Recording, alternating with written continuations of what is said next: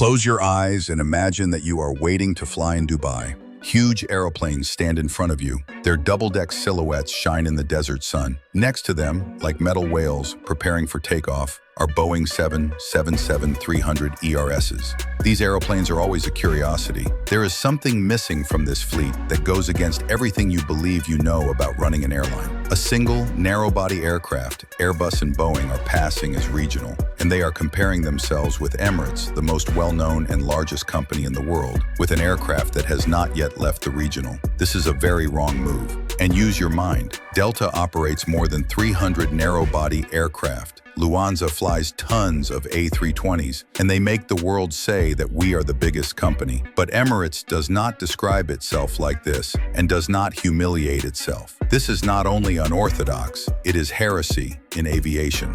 Like everyone else, many carriers want to carry passengers from one city to another and make money out of it. But it is not so easy, and they are often wrong. Narrow-body aircraft, which are the backbone of international aviation, are the elements that keep airlines afloat. So why is Emirates flatly refusing to participate in this game? Could this be a strategic mistake or a stubborn luxury branding? Emirates has a super idea in its own mind. They planned like an engineer's mind. And in the future, I will be at the top among these planes, saying that there will not be 2, 3, there will be only me. The most important and confusing thing came. At its peak, Emirates was flying more than 200 aircraft, including more than 110 A380s and a similar number of 777s. The engineers had a rule that it was forbidden to go 300 people in the room. It was fined, so the maximum was 299 people. In contrast, the number of narrow-body aircraft is usually a third of the number of wide-body aircraft on other international airlines. In examining this aviation conundrum, we will uncover the operational, strategic, and economic factors that influence each of Emirates' fleet choices. An engineer himself makes a clever plan, but makes it look like something ordinary so that people outside don't know about it. He hides the plan like a spy. That's the question that's going to boggle your mind. You have a lot of money and you have a company, but you are going to start an airline, but you have two choices, either a big aeroplane or a small aeroplane. Which one do you choose? And is there any chance that the superiority of these airlines is rooted in something that's bad at first, but there's good in it? It's like a gamble, or their ultimate demise. Let's unravel the strategy underlying Emirates' apparent madness. It's not a quirk because they don't have narrow fuselages. It underpins something much more ambitious. Find Dubai on a world map. Do you notice anything? It is ideally located between Asia, Africa, Europe, and the Indian subcontinent. Draw lines through Johannesburg, Mumbai, Sydney, and London. Like spokes on a wheel, they all converge in this desert city. This is no coincidence. The essence of Emirates' master plan is this. The purpose of Emirates is to gather a lot of people in one place. And when you gather them in one place, you cannot leave them. But if you do what other companies do, if you scatter them around, you can hardly gather yourself this time. That's where the magic happens. It seems that passengers move from wide body to wide body, possibly jumping off a 777 and boarding an A380, traveling directly from Boston to Singapore. This single core acts as the conduit for each passenger route and connection. Narrow bodies are used as feeders by most airlines, like a double-decker bus that collects people and then distributes them to larger destinations. This company, Emirates, completely changes the ideas and confuses you. It focuses only on long-haul, high-capacity routes and uses wide bodies to transport large volumes between densely populated areas. You can put a lot of people on a plane at once and take them wherever you want, and this is easy. But you can put few people on a small plane and use many planes, and this is very difficult. The most important thing is efficiency, but other things are also very important, and we cannot separate them. It has to do with the exponential scale. You want to make a lot of connections. You know the only thing you can do? I don't think so. The only thing you're going to do is you're going to talk to a lot of people, but it's going to be in Dubai, and that multiplies the value of each route. A person traveling from Lagos to Sydney via Dubai is like a spider web connecting other cities, and this is something very close to you. Emirates plans large waves of arrivals and departures throughout the day. The president of that country has planned to have scheduled flights, and if this plan comes to fruition, you will be in the middle of a full business and people will come to you in droves. Don't forget that center and arm aviation on steroids. Think about the numbers. The number of people this aircraft company carried 6 years ago was like a spider's web and very close to the population of Germany, 86 million people. Isn't it amazing? Most airports can only hope to reach this level of scale and efficiency, but there is an important important question here. What happens if narrow hulls are added to this precisely calibrated system? Will they spoil the whole model, or will they improve the network? Walk around any Emirates training facility or maintenance hangar, and you will notice something extraordinary. This airline has buildings, and they are very organized and simple, like in a field of flowers. They have two types of aircraft, either Airbus A380s or Boeing 777s. There are two types of aircraft, both wide-body, that is until recently, when they started using the A350. The point here is not to show off. This is a clever strategy disguised in simplicity. Think of the magic of fleet partnership. With only 3 aircraft families, Emirates is able to simplify everything that matters. The training of pilots becomes extremely effective. Programming and operations have never been more flexible, as a significant part of the crew can work in both types. Maintenance becomes a symphony instead of a nightmare. Large bulk orders with suppliers, standardized ground equipment, fewer part numbers to track, and easier troubleshooting for the entire fleet. I would like to tell you the method that will save you money. If you work with a very wide-body room, you will have achieved this. Every operational choice has an impact. It becomes easy to replace a 777 that goes into technical failure at 2 in the morning with another wide-body. You don't have to worry about incompatible systems or mismatched crew qualifications. In Dubai, you have to be punctual and very active at all times, and this is only possible if you provide your employees with flexibility and comfort in their work.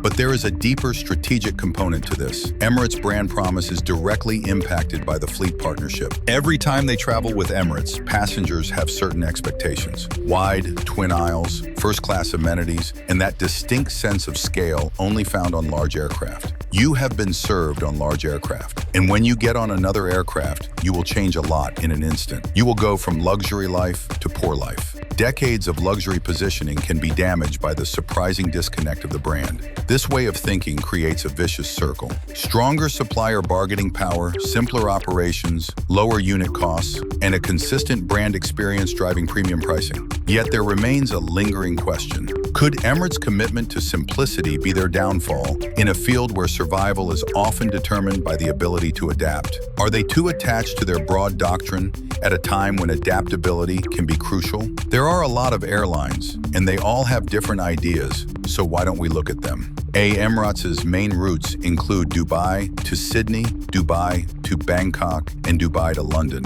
Most people prefer these aircraft companies, and there is a possibility of finding 500 people. There are different aircraft for these flights. For example, a 380-like aircraft. When every seat is full, their cost per seat kilometer drops rapidly. This is a surprising fact. Compared to even the most efficient narrowbodies, a fully loaded A380 in Dubai, London can achieve a cost per seat mile as low as 5. But it achieves this while carrying twice as many people. Let's imagine something else that our company flies Boeing 777 MAX. You ask yourself, is this madness? If you realize this experience, you will be deprived of the luxury cabin, and you will forget to fly to different destinations. And you will also have the opportunity to fly a maximum of 200 people. Suddenly, in addition to revenue declines, expenses are rising rapidly. With fewer passengers, fixed costs such as crew, landing fees, and valuable airport slots are spread over fewer tickets. The economy collapses rapidly. But the network effect is a more fundamental problem. High-volume connectivity is essential for Emirates' entire system.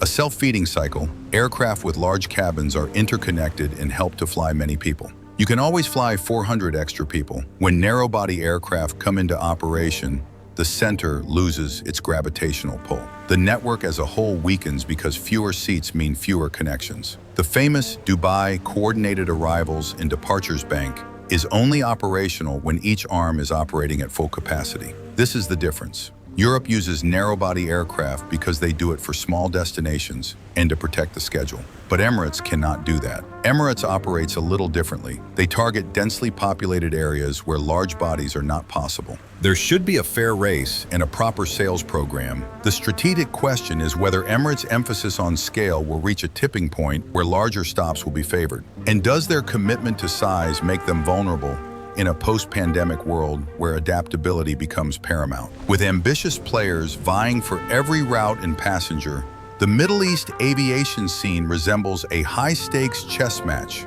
There are many carriers on the Arabian Peninsula, and a fierce competition between them to see who will be the biggest. Emirates did not want to enter this fierce race and eliminate it itself. Instead of putting its own narrow-body fleet into fierce regional competition, Emirates found a different solution. They signed an agreement with FlyDubai to move forward together. FlyDubai serves more than 120 destinations within a 6-hour radius of Dubai, with its contemporary fleet of more than 80 Boeing 737s. The two airlines successfully divide the market with complex code-share arrangements and synchronized scheduling. There will be two crossroads. Emirates does the long-haul business, and the other company does the short-haul flights. They will become stronger by doing them together. This arrangement avoids internal cannibalization, a costly mistake. If Emirates operates narrow-body aircraft on routes currently flown by FlyDubai, both airlines will compete for the same passengers, which will reduce fares and destroy margins. Someone has caught a situation that is very advantageous and should be evaluated.